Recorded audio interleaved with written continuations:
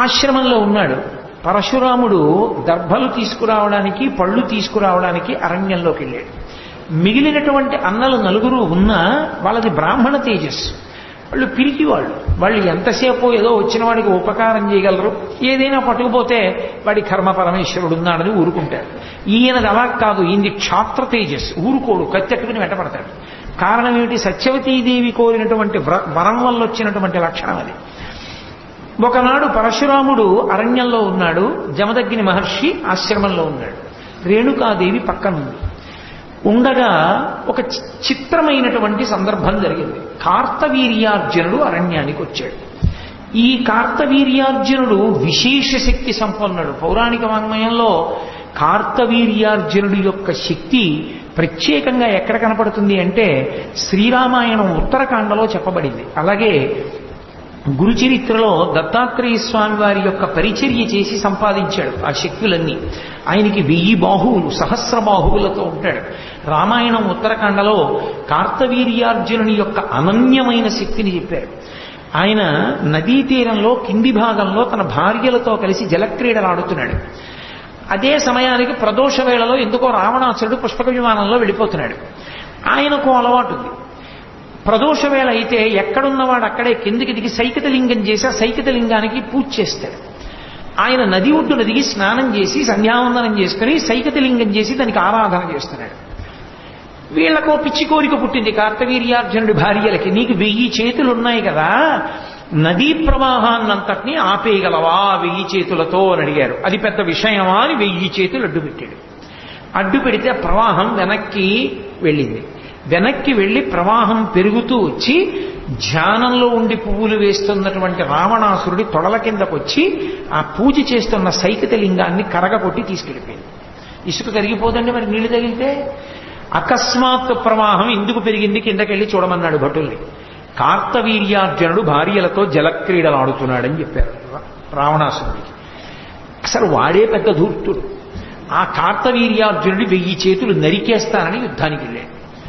ఆ కార్తవీర్యార్జునుడు లోకాన్ని భయపెట్టినవాడు రావణుడంటే సామాన్యమైన వాడు కాదు. వాడు వీడు భయపడితే పెద్ద విశేషం ఏంటండి. యమధర్మరాజు పారిపోయాడు రావణాసురుడిని చూస్తే. మీరు రామాయణం ఉత్తరకాండ చదివితే వీళ్ళందరూ దేవతలు దిక్పాలకులు కూర్చుని ఒక చోట మాట్లాడుకుంటున్నారు ఏదో పిచ్చాపాటి. అకస్మాత్తుగా రావణాసురుడు వచ్చాడు. తమంత తాముగా పారిపోతుంటే కనిపెట్టేస్తారని అక్కడ కనపడ్డ జింకలో దుప్పిలో అన్నిటిలో తలకోడు దూరి పారిపోయారు. అక్కడ దూరడానికి ఇంకేం కనపడలేదు. పాపం దొరికిపోయిన వాడు ఎవరంటే యమధర్మరాజు గారు ఒకడే దొరికిపోయాడు. గద పెట్టి కొట్టేస్తాడు రా, ఇక్కడ కూర్చుని ఏం చేస్తున్నావు అంటాడని ఆయన అటు ఇటు చూశాడు. ఓ కాకి కనపడింది, ఆ కాకిలో దూరి పారిపోయాడు. పారిపోయి, ఓ కాకి, రావణాసురుడు వచ్చి నన్ను బాధ పెట్టక ముందే నువ్వు కనపడ్డావు కాబట్టి నీలో దూరి పారిపోయాను. అందుకే నీకు వరం ఇస్తున్నాను. ఎక్కడైనా తద్దినం పెడితే పిండాన్ని కాకి ముట్టుకుంటే పితృదేవతలు తరిస్తారు. అప్పటి నుంచే పిండాలన్నీ కాకులు ముట్టుకోవాలని గోడ మీద పెట్టి కావు కావని కాకి ముట్టుకుందని ఇంట్లోకి వెళ్ళిపోతూ ఉంటారు. అది రామాయణం ఉత్తరకాండలో యమధర్మరాజు గారు కాకి ఇచ్చిన వరం. అంటే యముడంతటి వాడు రావణుడికి భయపడితే రావణుడు కార్తవీర్యార్జునుడి మీదకి యుద్ధానికి వెళ్ళాడు. ఎక్కడ మళ్ళీ వెనక్కి రండి, నదీ తీరంలో కింద ఆడుకుంటున్న కార్తవీర్యార్జునుడి దగ్గరికి అయితే ఆయన చూసి వీడెవడరా 10 తలల పురుగు యుద్ధానికి వచ్చింది నా మీదకని యుద్ధం చేయలేదు, ఇలా పట్టుకున్నాడు. పట్టుకుని తీసుకుపోయి ఈ పురుగు నేను భార్యలతో జలక్రీడలాడుతుంటే నా మీదకు వచ్చిందని కారాగారంలో వారేసి తలుపేసేయండి అన్నాడు. అందులో పడున్నాడు రావణాసురుడు. అంటే మీరు కార్తవీర్యార్జునుడి శక్తి ఊహ చేయొచ్చు. ఎలా విడిపించాలని ఆలోచించి మనవణ్ణి విడిపించుకోవడానికి పులస్త్య బ్రహ్మగారు, ఆయన ప్రజాపతి పులస్త్య బ్రహ్మగారు చతుర్ముఖ బ్రహ్మగారిని తీసుకుని వచ్చాడు. వచ్చి ఒరే నాయనా వాడు మా ముని మనవడరా, వదిలిపెట్టేసేయమంటే ఈ విషయం నాకు తెలియదండి, నేనేదో మా భార్యలతో ఆడుకుంటుంటే వచ్చి అల్లరి చేశాడని నేను అందులో పడేశాను, తలుపు తీయించి వాడిని వదిలేయండిరా అన్నాడు. అంత శక్తివంతుడు కార్తవీర్యార్జునుడు, 1000 చేతులతో ఉంటాడు. ఆ కార్తవీర్యార్జునుడు ఎందుకో అరణ్యానికి వచ్చాడు వేటాడడానికి. విధి అని ఒకటి ఉంటుంది కదా, అప్పుడే ఆయనకు ఆకలేసింది, దాహం వేసింది. ఇక్కడ ఎవరున్నారని వెతుక్కుంటూ వెళ్ళాడు. అరణ్యంలో జమదగ్ని మహర్షి ఆశ్రమం కనపడింది. మళ్ళీ వెనక్కి రండి, పరశురాముడు దర్భలకి పళ్ళ కోసం వెళ్ళాడు. ఒక్క జమదగ్ని, రేణుకాదేవి, 9 కొడుకులే ఉన్నారు. వచ్చి మధ్యాహ్నం వేళ అయింది, నేను ప్రభువుని వేటకొచ్చాను, ఆకలేస్తోంది, ఆతిథ్యం ఇమ్మన్నాడు. ఇంటికొచ్చిన అతిథికి లేదనకూడదని వెంటనే తన దగ్గర ఉన్నటువంటి హోమధేనువు అంటారు, అంటే దాంతో ఏం చేస్తారు అంటే హోమం చేస్తుంటారు, ఆవు పాలతో యజ్ఞంలో వాడుతూ ఉంటారు.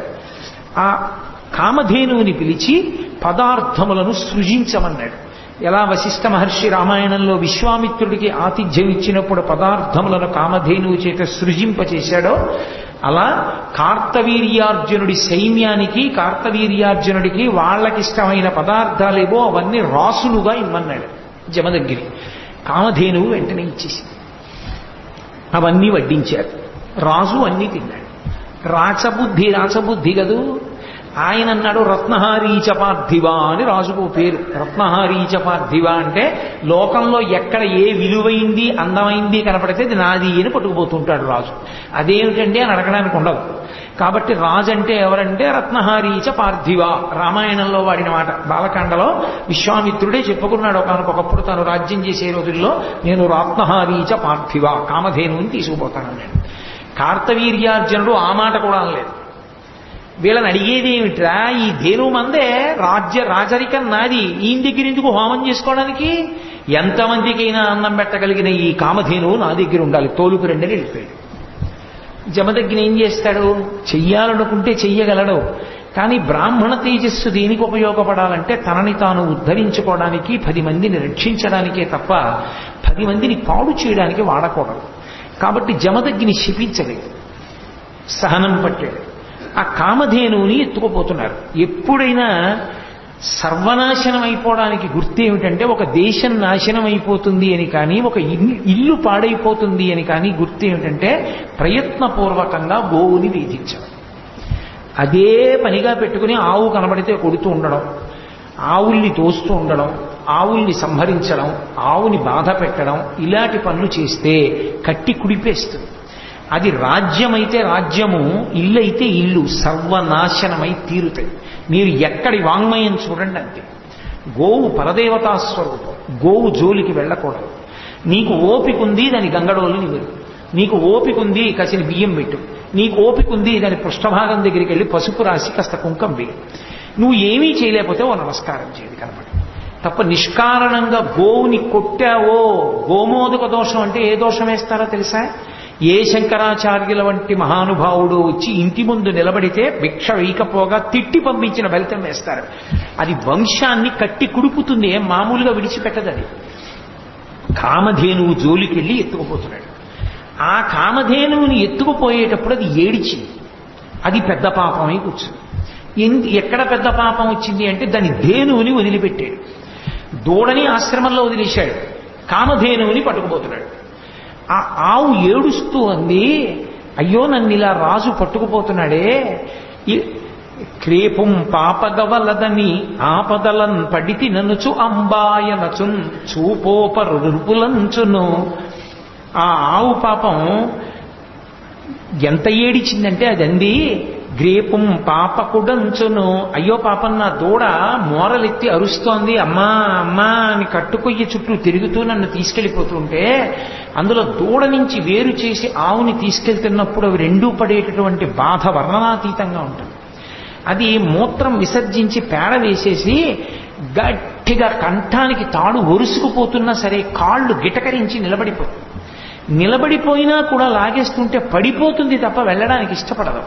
దాన్ని వెనక నుంచి డొక్కల్లోనూ కొట్టి తీసుకెళ్లవలసి ఉంటుంది. అదో కొత్త పాపం. అది ఏడిచింది కామధేను. గ్రేపుం పాపకుడంచును, నా దూడ దగ్గర నుంచి నన్ను వేరు చేయకండి అంటూ ఆపదలం పడితి ననుచు అంబాయ నచున్. కామధేనువుని నాకే ఇంత ఆపదొచ్చింది, ఇంత బలాత్కారంగా నన్ను ఎత్తుకుపోతున్నారని అంబా అంబా అని దూడవంక చూసి ఏడుస్తూ చూపోపరు నృపులంచును ఆపోవక మొదవి కొనుచు వచ్చిరిపురికిన్. ఆ ఆవు ఏడుస్తుంటే దాన్ని బలవంతంగా పలుపు పట్టుకుని ఈడ్చుకుని ఆ రాజ్యానికి మాహిష్మతీపురానికి తీసుకుపోయాడు కార్తవీర్యార్జునుడు. ఆ ఆవు ఏడుస్తూ వెళ్ళిపోయింది. పాపం ఏం చేస్తుంది? కామధేను తలుచుకుంటే పెద్ద లెక్కేం కాదు, కార్తవీర్యార్జునుడిని చంపేస్తుంది. కానీ ఈశ్వర శాసనం ఒకటి ఉంది కదూ, పరశురాముని యొక్క ఆవేశం వేరుగా మారాలి. అందుకే ధేనువు అలా వెళ్ళింది. ధేనువు వెళ్ళగానే ఇంటికి వచ్చాడు పరశురాముడు. If you like this video, hit the like button. For more videos, subscribe to our channel.